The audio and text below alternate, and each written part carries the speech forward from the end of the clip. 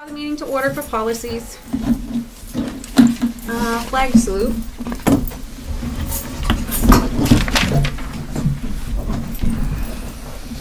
I pledge allegiance to the flag of the United States of America and to the republic with which it stands, one nation, under God, indivisible, with liberty and justice for all.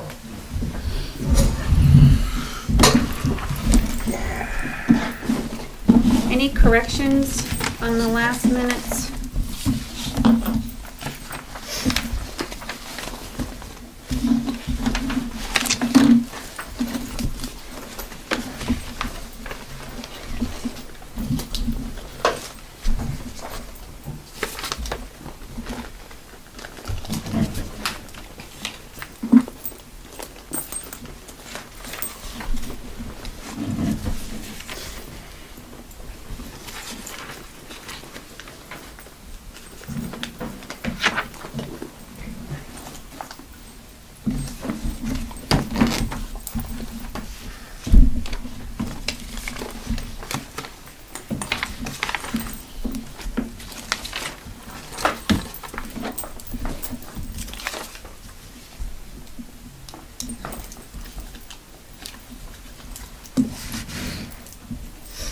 None. I'll make a motion to accept. Make a motion to accept the meeting minutes of Wednesday, May 21st, 2014. I'll second that. All in favor? Aye.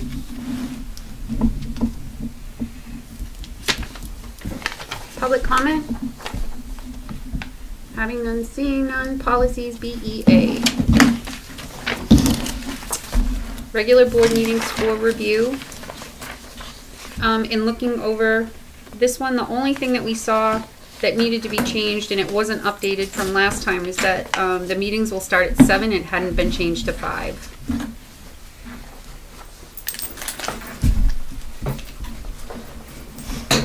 So we can make a motion to take this to the first reading of the whole board, if that's okay. I'll make that motion. Second that motion. All in favor? Aye. Aye. Moving on to EF. EF, what the change was is that it was still addressed as the food service management, not the management company. So we did that to make sure that the policy coincided with the food service, the cafe services. Okay, that looks good. So if you want to take that to the first reading. I'll make a motion to take that to the first reading. I'll second that. All in favor? Aye. Moving on to EH. Michael, do you want to speak on this? Sure. Okay. My notes here. So under EH, data management, we added number 5 to actually state the RSA 193-E:5 regarding personally identifiable information about a pupil. And basically, if you were to give any of that information out, that provision is guilty of a Class B felony and may be subject to involuntary termination of employment. So this is a statement in there. It's the specific RSA that protects that student information. And that, in my notes, just to clarify that means that the information that we're willing to give out is, what are the three name? Name, gender, and address, I believe it is. I have to look at the RSA, Yeah, but we didn't state that specifically. It's under the pupil identifier, and that's stated in the RSA as well. We didn't add that. That's the data mining protection. That tells parents that we're not going to give any more than that, and we're going to make sure that all the teachers and the staff know that if any more information than that is asked of, that it's against our policy to give that out, whether it's on a test or a survey or whatever, unless we have parent consent. And it also, we wanted the wording in there to make sure that it stated if you do that, what the potential action could be. Except for name, address, and what? Birthday. That you can give out? No, gender. Gender. No. Name, address, and gender. And that's I believe okay. so. It's specifically in the RSA, but I don't have the RSA with me right now. I don't have it.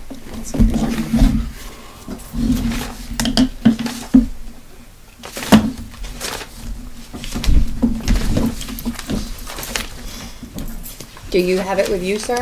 No. I can find it online.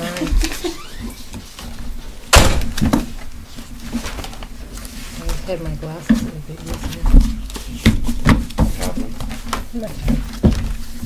Put my sunglasses on.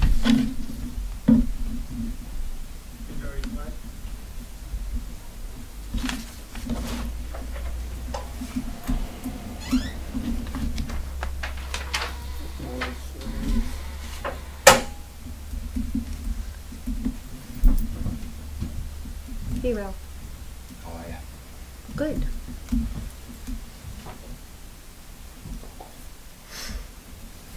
What's it called? Hi. Hey. How are you? Good. Hi, Ro. How you doing? Great. Everybody's so serious. Serious, but I guess I should attend more of these meetings. See the trees are down. Okay, it says no personally identifiable information about a pupil, including name and social security number, shall be collected or maintained by the state. Mm-hmm. So, let's see. By state only, though. State only. The personally identifiable information is what. I know that there are 3 things. Name.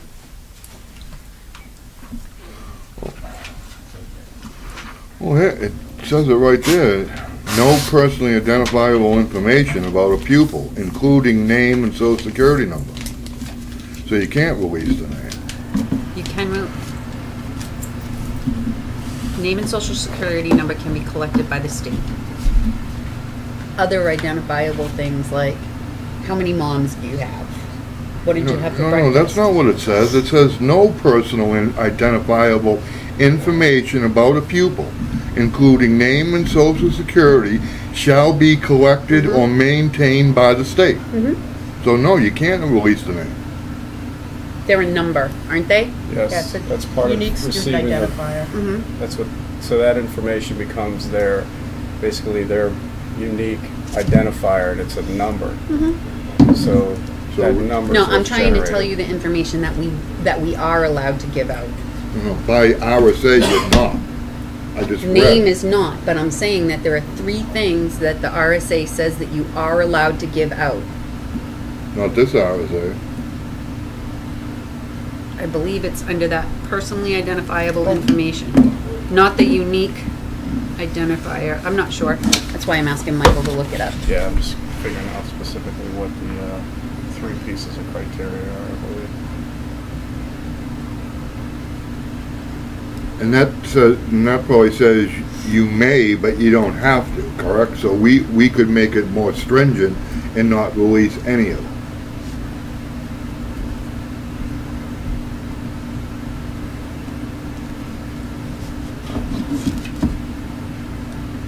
We could. Yes, we could. And we should to protect the children.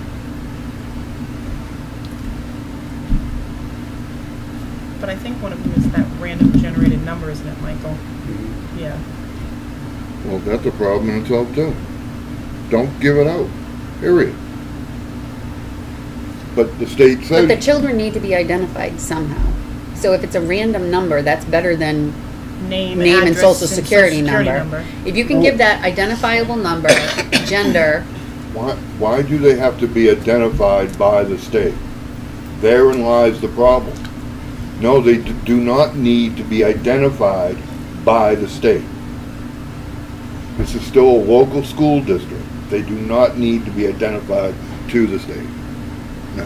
can you enlighten me on that at all? The identification to the state is in correlation to the assessment that's required as well. So what this RSA is referring to is that the state generates this unique pupil identifier, which is a number, and information coming from the state to any other organization can include a name or a social security number that would connect with that unique pupil identifier. So you can't compare to determine the name of the student. Did you say the name can be released by the state? No, it can't be. But if they get information brought in that has name and social security number, by inputting that information into the system, it identifies with the child that has been brought. But Right. doesn't that give them the information then? No, I'm gonna look. If it links it, it gives them the Got information. the wheel Yeah. going right now. Okay. Is there anything more specific that you'd be interested in putting on there?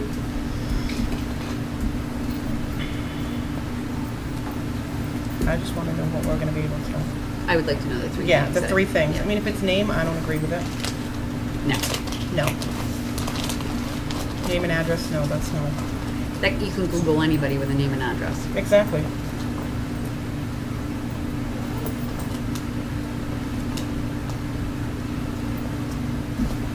Well, Google's already doing that for you anyways, by you, No, by Google got using. sued. They stopped doing the Google Doc thing. They're not allowed to do that anymore. Prove it.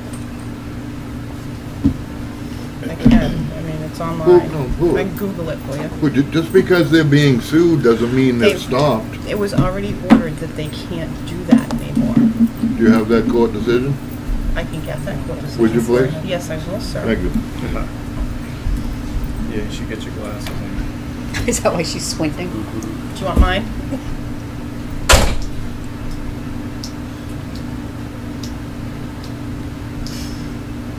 Can I help you? You want me to do that for you now? Because I will. No, you can get it to me later, as long as I see the Proof is in the pudding. order of the court stopping Google for giving out our children's information.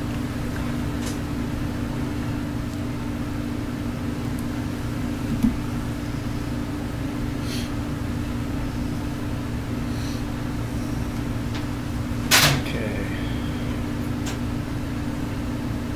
Getting close here.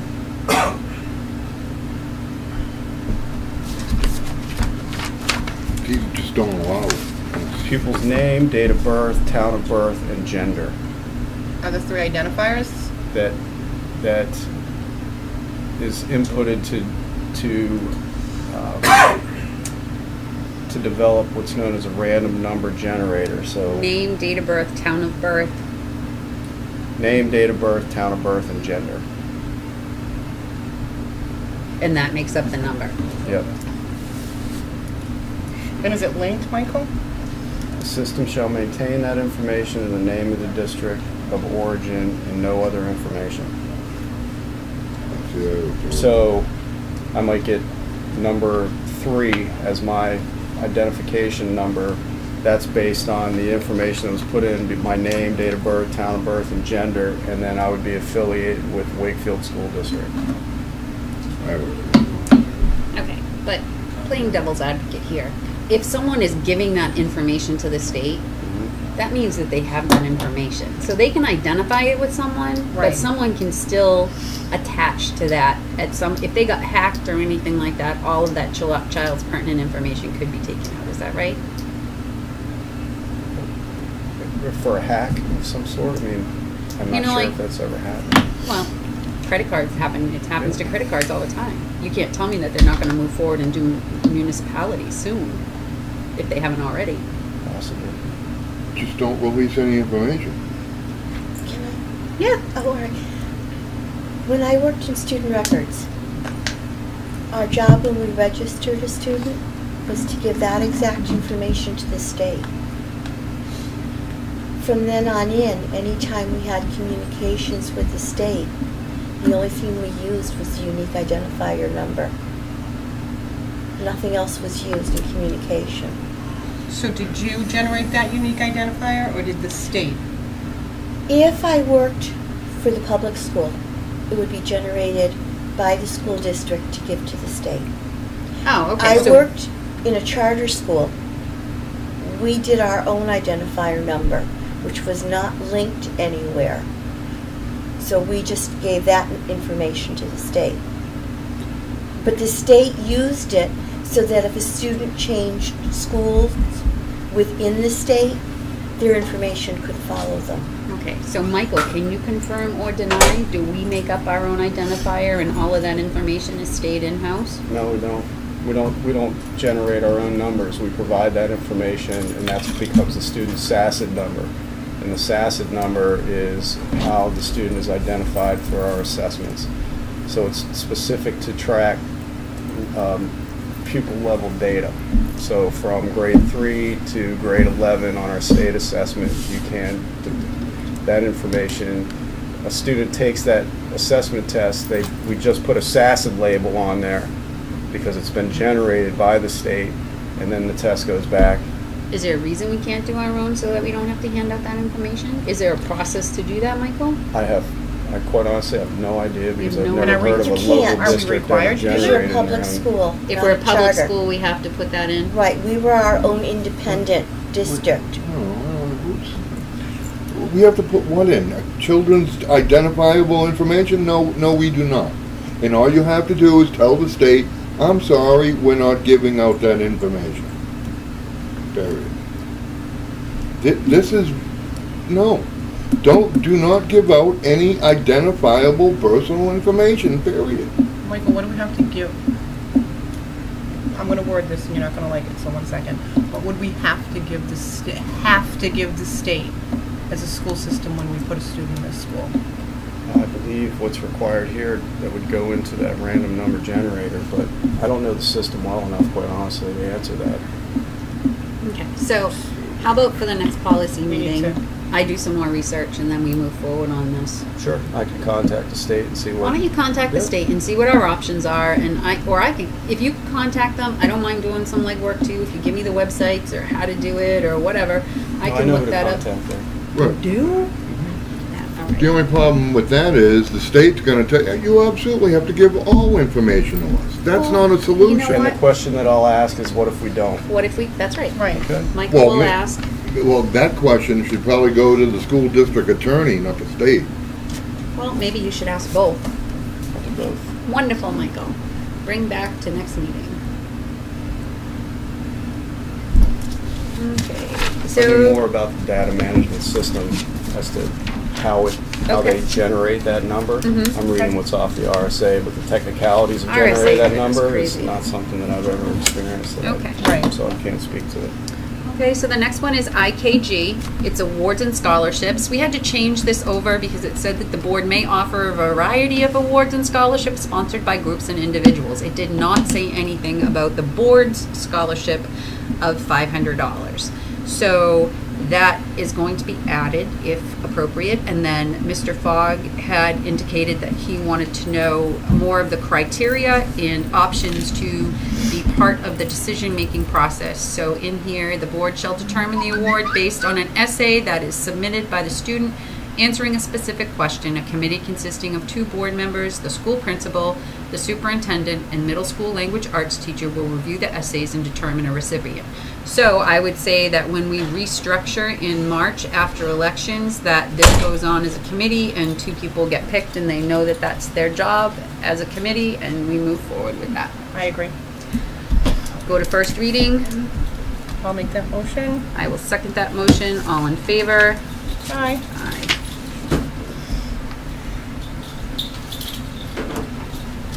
The second one is, the next one we're going to go to is JFACC, tuition expenses for Wakefield residents. The information that this policy did not include is moving forward with the lottery. So I had Michael go through and put the wording for a lottery and an example of it where some parents would not necessarily understand. And then it gives a specific criteria of the deadlines and maximum numbers and all of that wonderful stuff. Did you have anything else that you thought you wanted to add to that? I did 1 second. I can't remember what I was going to ask you now.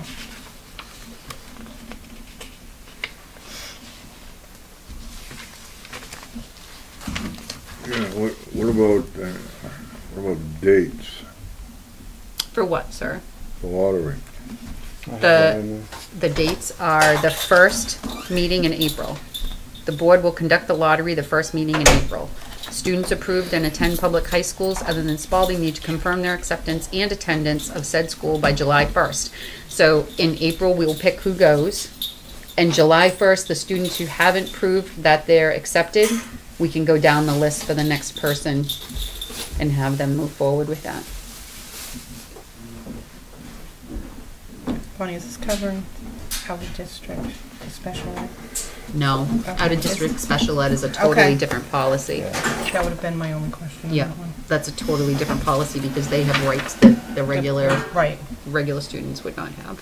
So the deadline's gonna be by the first meeting in April? First meeting in April, but how the lottery is drawn, the lottery, once they come in, they'll be stamped by date and they'll be put in. Is that right? Well, what, And then they're polled by when they come in? They, they can come in at any time prior to April 1st. And then April 1st is the deadline to get the requests in. And then at the first board meeting in April, all the names that have been, all of the student names that have requested to attend other schools will then basically be put into a bowl. And we choose at the first board meeting, and you do it in the order of selection. which the request came in. The person who sent in the first request gets, do they just all get put into a bowl? Exactly. Okay. But So it's whoever's name gets chosen first gets the first seat, whoever's second, and so forth. And as I stated in the example here, so if we have 6 seats, the first 6 names chosen fill those 6 seats. The 7th name chosen is the first one on the waiting list. The 8th name is the second one, and so forth. Then we go through and we develop the waiting list based on the. Now I have a question on that, and I probably should have thought of this. What do we do for kids that have already been attending? That's historically they continue to attend. Okay. This really is for the freshman class. It's for the freshman class because we have so many, and then once, okay, all right. And what we always do is we check enrollments around this time of year to confirm enrollments, so that if, say, a sophomore has left, then somebody requesting to come in as a sophomore could fill that seat. I actually checked my files on that today. I think you should, if you're gonna have a deadline of April 1st, that should be stated in here. It is. It's not. It is. It's not. It says the board will conduct the lottery at their first meeting in April, but the cutoff to get into, Your request to confirm your child's school of choice no later than April 1st. oh, I'm looking down here. That's the new portion. This is the Well, old well, this is portion. why it's good to get this stuff prior to the meeting, so you can be more prepared. Listen, we heard you the first time. Well, We did you hear me the acknowledged it. We second? acknowledged you. Okay. Mr. Fogg? I was just curious about if all of the kids that who won the lottery were of one particular class. And say there was 10 kids who wanted to go as sophomores and 10 kids who wanted to go as freshmen, but all of the sophomores, all the open seats happened to be picked by. No, that's not how it works. It goes by grade still, Ralph. Okay, so there'll be 4 different drawings for, say there's vacancies in the senior class for an out-of-district school. So then there'd be one bowl drawing those. Okay. Yep. So there could possibly be. There could be 4 lottery bowls based on those. Okay. But that will start This will start this coming, it'll happen next year, so we will probably start getting requests that need to be put into a file very shortly for the lottery for next April. Correct. but that's gonna cover all 4 grades, right? Yes, This- all requests, But pooled together, we can start that next year, correct? if it gets voted on and approved, right? So this year, as it's stated in the policy that's already been adopted, it's first come, first served for this school year. The 15-16 school year, the lottery goes into effect. Rochester hasn't approved the 10% yet, have they? Don't they have to vote to approve that the 10% can be, The total. yeah. They already They already made did that, vote, but okay. we haven't had a meeting since. They've Okay. been trying to coordinate that. All right. So that will start the 15-16 year as well. So right now, our current area agreement is what we're following, because there hasn't been any amendments to it. Yep. Okay. Anything else? Looks good to me. Okay.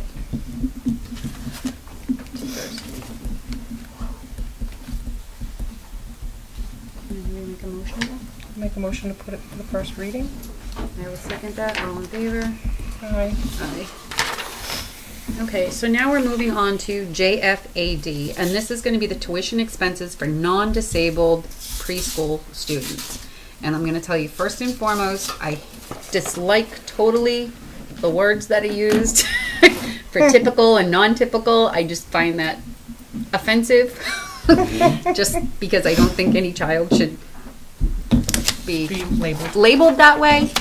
But what we do is we have typical students that are allowed into the classroom now. But before this year, they were not charged tuition. Is that correct? They're still not, even this incoming school year, they're not charged tuition. So this how policy did you pick those students? is based on, you want to speak to me? First come, I can just tell you that, excuse me, my understanding is that there hasn't been tuition for some time. It's first come, first serve basis, so parent calls, they want to enroll their child. Excuse me. If there's room for a non-disabled student, then they will allow them to come into the program. There's not any other criteria that's used. We met in spring, kind of formed a task force for preschool just to really think through long-range planning for preschool for both Milton and Wakefield. And I personally have had some concerns about having 2 non-disabled students with the rest disabled students. It's not an integrated program. It's kind of a token non-disabled student. So the goal was to really think about an integrated preschool and to think about a 50-50 ratio. So we are currently approved as a special ed program. And to be approved as a special ed program, you don't have to have a ratio. It could be all special ed students. The capacity for each classroom is 12 students. We have also been researching and looking at a different option, which is an early childhood program, which encompasses more really than just preschool. And that's a long-range thinking process, not even a long-range goal at this point. That doesn't require special ed approval because it's considered an early childhood program, and you would be placing disabled students in the early childhood program, much like you place a disabled student in a kindergarten classroom. You get to have you can choose your class size with regard to that. What do you mean by that? What's the ratio adult to student? I would have to look that up. I'm sorry, I don't have that. I would just want to make sure that the ratio was Yeah. competitive enough so that, not competitive, but on top enough so that it did cover the disabled students, because if you have more Right. non-disabled students, then the dynamics of the class is going to change. Right.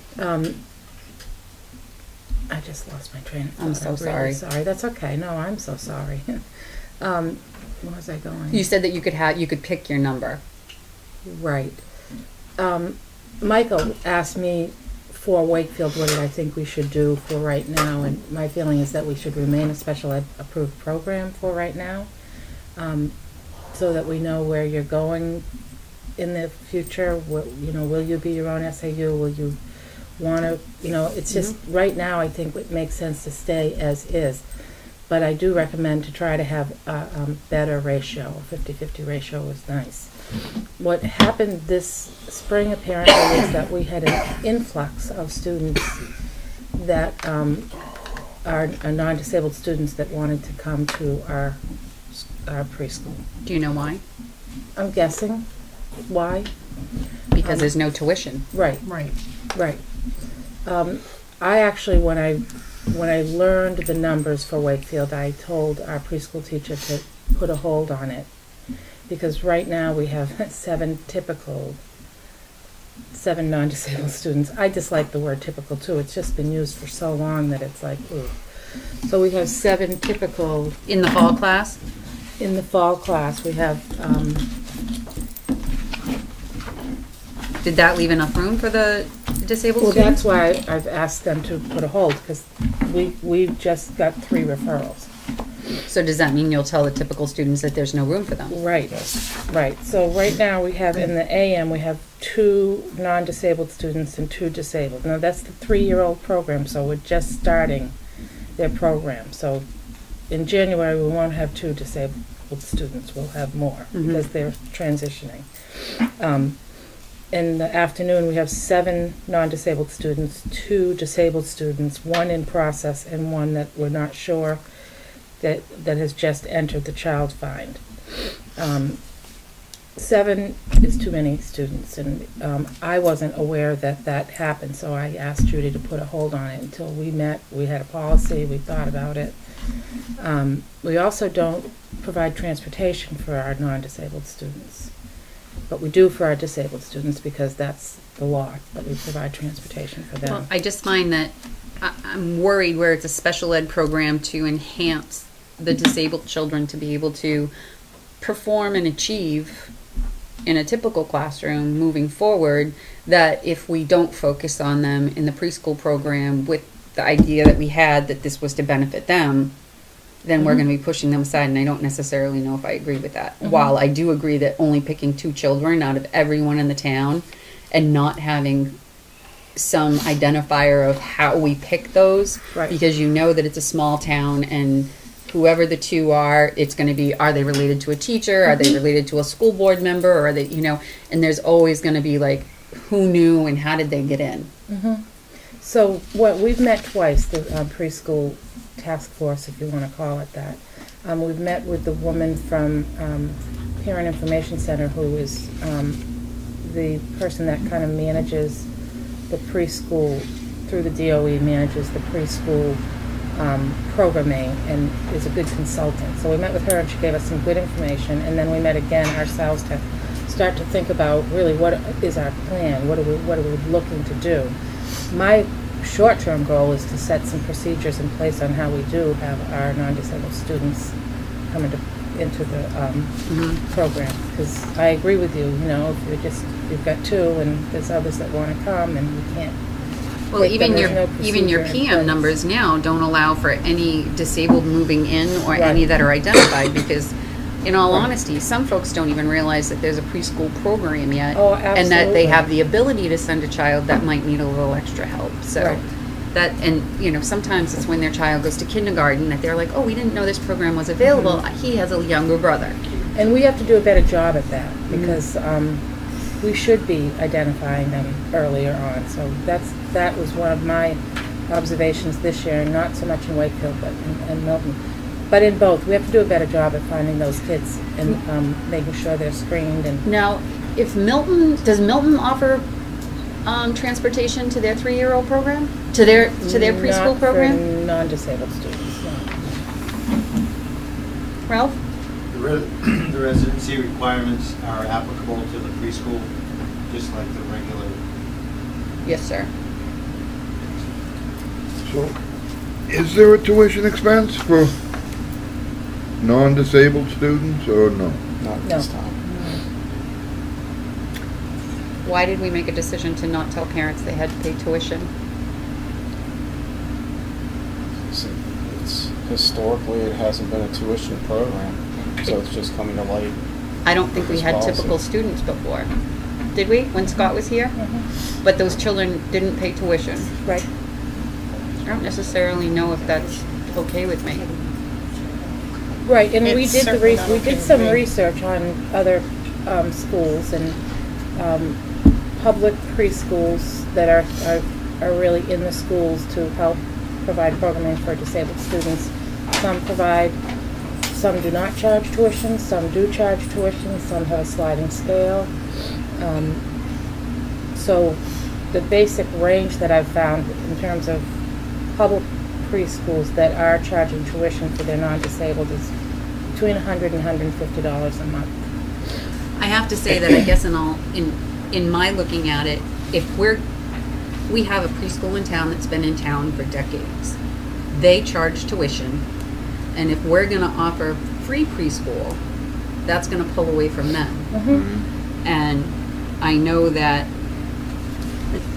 our kindergartners or first graders, when we come here for free, we charge for after school care. You know what I mean? So I don't understand why for this coming fall we haven't even said, okay, sliding scale, divide it by how many hours they are, you know, take the tuition, divide it by hours, divide by how much it costs to have the teacher, how much does the state pay for a disabled student to be in the class? And then that should be what a tuition base is paid for the class. A typical would pay. I mean, they can't. There should be no bias there. I'm not sure. Go ahead. So, if in reading the policy, I tried to address all of those concerns in moving forward.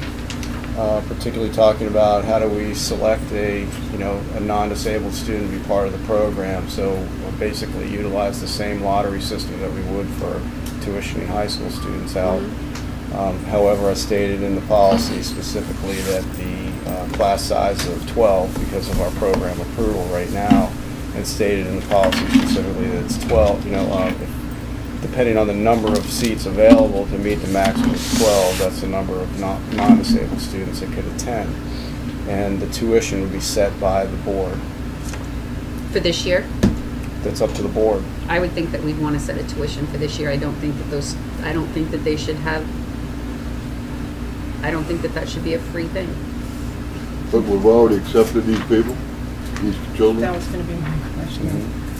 And You've already accepted accepted 7, so how do we tell them that They're now? not going to. Well, no, you can say you can, but you have to understand that we've implemented But tuition. what about if we get more disabled children? I Then you think- can't take non-disabled over No. the disabled because Correct. that's what the program was designed for. I So think is that somebody that's- reaching out to these parents? Someone needs to call I these was waiting parents. for this board This meeting. to be Yeah, able see to where reach the out. board would like to go with this. I would say that this needs to go to the board probably as soon as possible so that we can I think that we need to figure out a tuition on a sliding scale.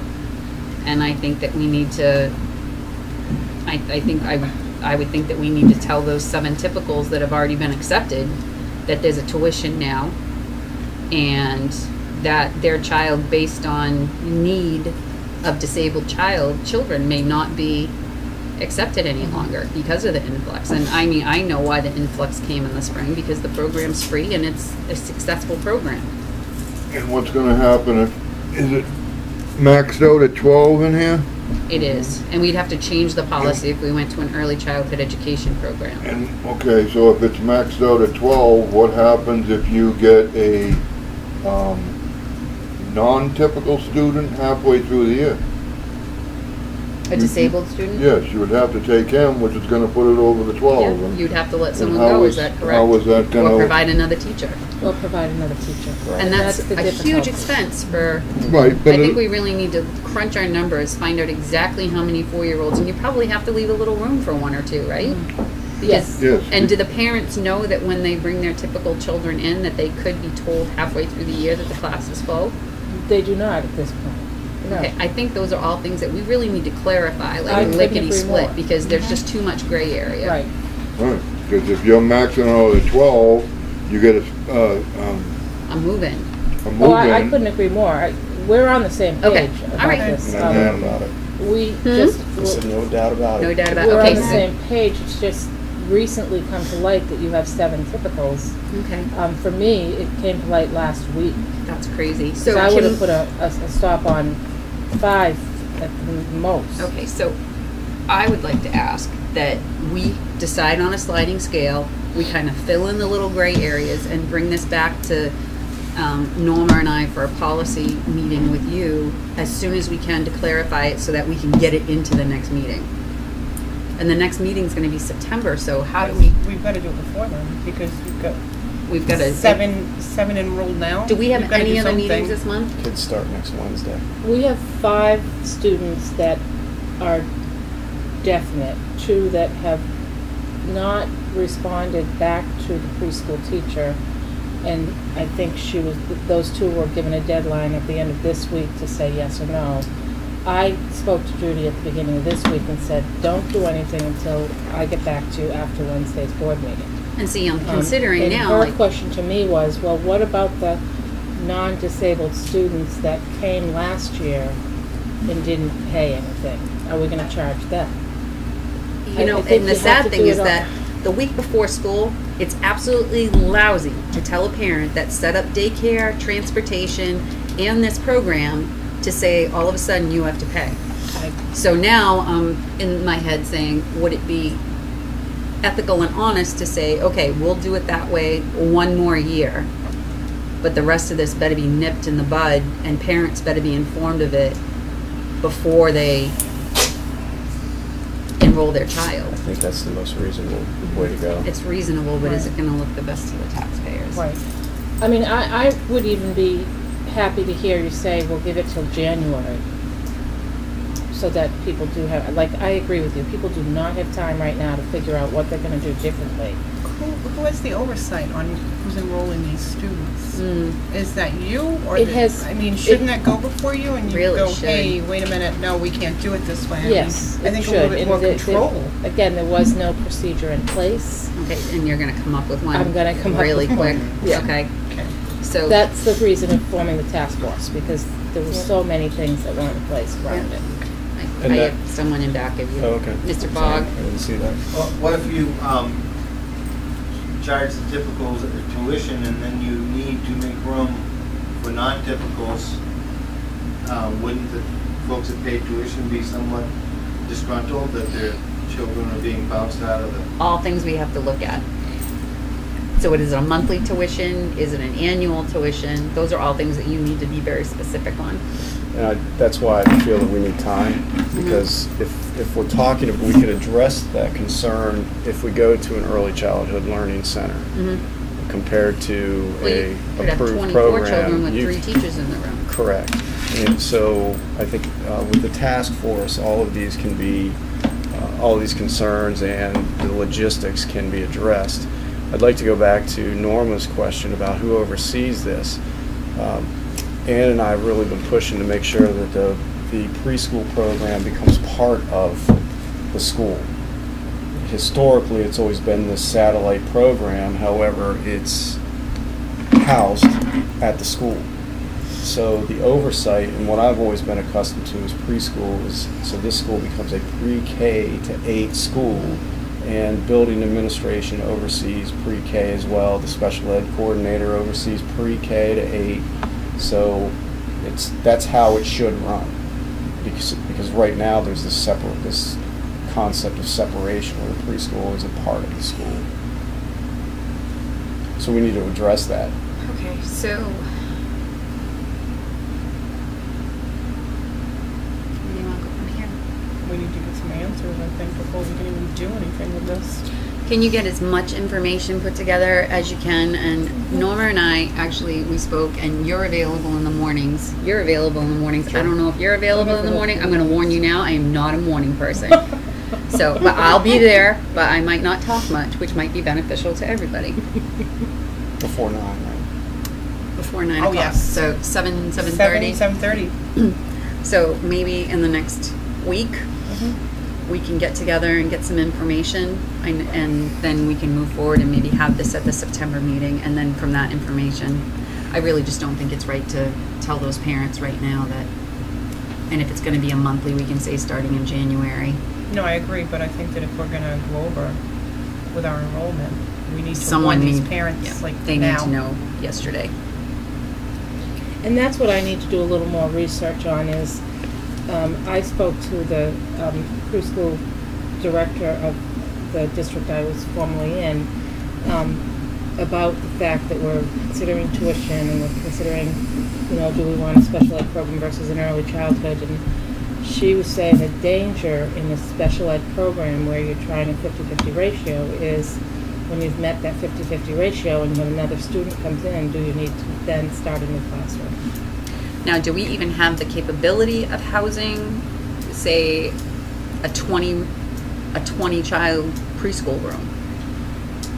It would be the same size as any other Same room, size as set this up in classroom. stations, reading library, manipulatives, play areas, and you could, I think we really have to look at it that if we're at 12 and we have a strong need for more disabled students, I think that we need to at that point look at and say, if we increase our numbers to 20, can we bring in another teacher and have more students in the building, but they're tuition paying students? Always leaving an area for that. But then my heart says, I don't want to push the preschool in town out. Right. That's like not good business. No, and that's the other part of what I feel very strongly about we need to be forming partnerships with the preschools. Absolutely. And potentially, there could be an option of having two options, having our public school preschool program, but also being able to place a disabled student in the preschool in Wakefield and pay for the services that they're getting there, which is another district I work for. That's how they service all their preschool kids, is they get placed in the local public preschools. I don't know that that's the best model, but it's an option that we might want to think about as a secondary. With an existing preschool in Right. town. All right, can you formulate a plan Yep. going that way too? Yep. Okay. All right, so we're gonna, JFAD will be pushed until the next policy meeting. And then towards, go on the next agenda.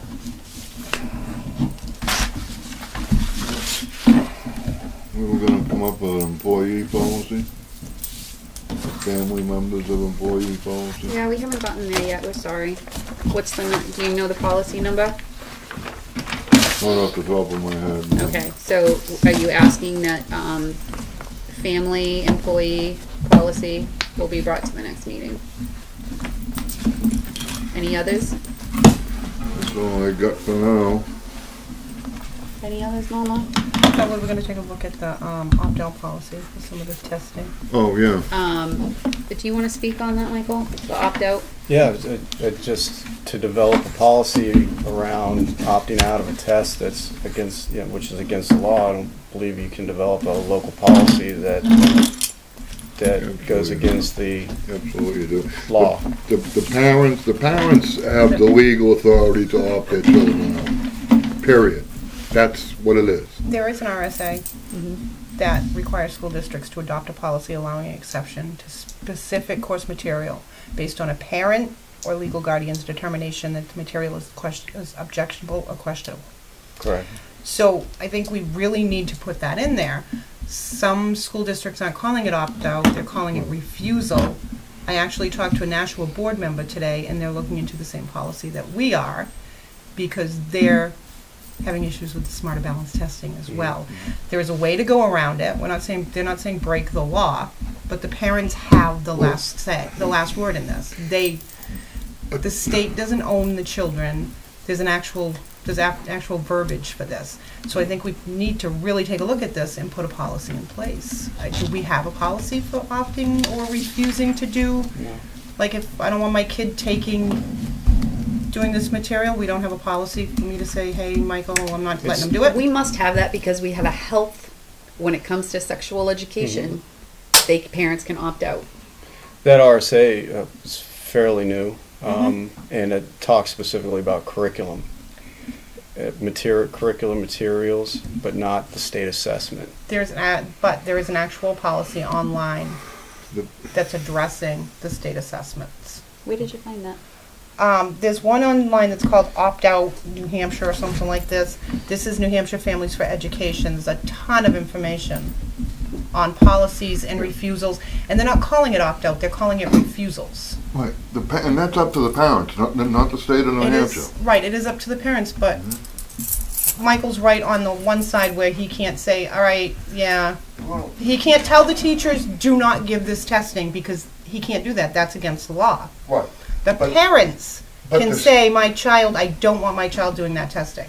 The state is part of the RSA is that the state mandates the assessments, but the RSA also mandates that the assessments are appropriate and that they are validated. Yep. Which they haven't been. The problem, which is the problem, how do we just abide by the first part of the law, but we're just going to ignore the second part of the law? Which is why we need to look into this and address the policy, Steve. Well, that's why you have an opt-out policy, because legally it's the parent, not the state of New Hampshire, not the Wakefield School District that has the authority to opt children out of the state assessment. Period. The state does not have the authority over your children. No, I understand They don't have the But that's authority what over mine. that's what we're That's talking what we're about. looking into, Mr. That's what we're Right, looking that's why- Okay, into. so can we do more information and bring that to the policy meeting as well, that we have next week or the week after? If you have any research, Norma, can you send it to me? I'll email it Will over you to send you. it to me too? All right, All right. anything else? No, that's it for me. Except a motion to adjourn. I'll make a motion to adjourn. I'll second that. All in favor? Aye. Aye. Thank you all. We're 2 minutes early. No way, we did well. Yay!